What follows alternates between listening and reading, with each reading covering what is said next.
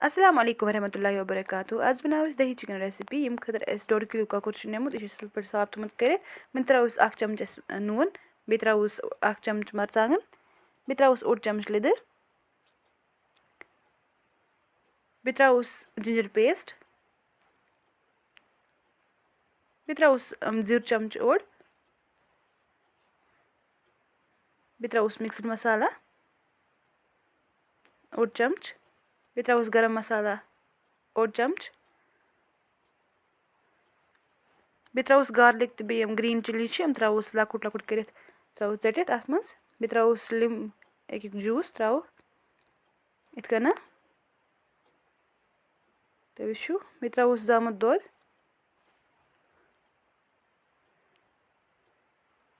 युता बास एस अथ खतर जरूरत तुता त्राउस एस मे त्रो 1.5 गिलास करन असल पट मिक्स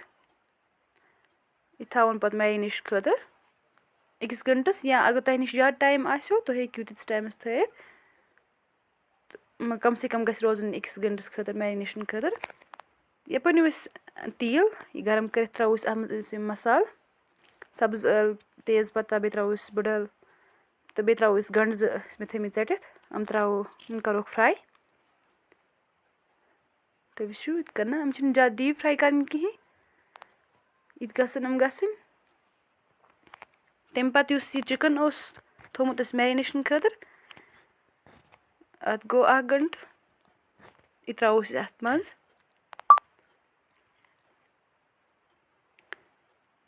तो विशु त्राउस अथ मज सोरे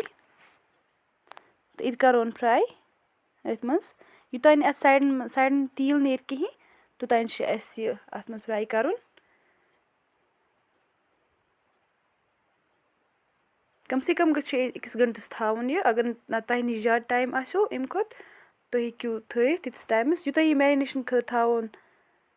इस टाइमस ये मैरिनेशन खतर थावन तुता गस असल टेस्ट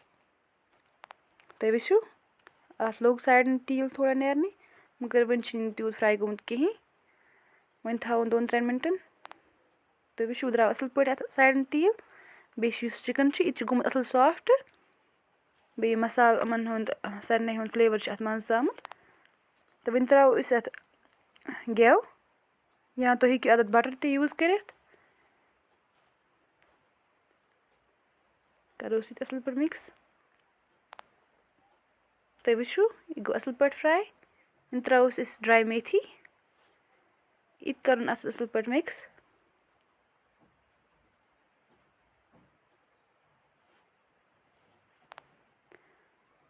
तो विशु बे त्राव इस अथ मैगी मसाला 1 चमच तम सत असल टेस्ट ते एवान बे स्मेल ते असल एवान तो विशु सोन दही चिकन रेडी ये असल पट फ्राई ते गोमुत बे असल पट सॉफ्ट ते गोमुत इन करो सर्व उम्मीद कि तह वीडियो पसंद आमुत वीडियो को जो लाइक बे कर सब्सक्राइब ते जरूर अल्लाह हाफिज।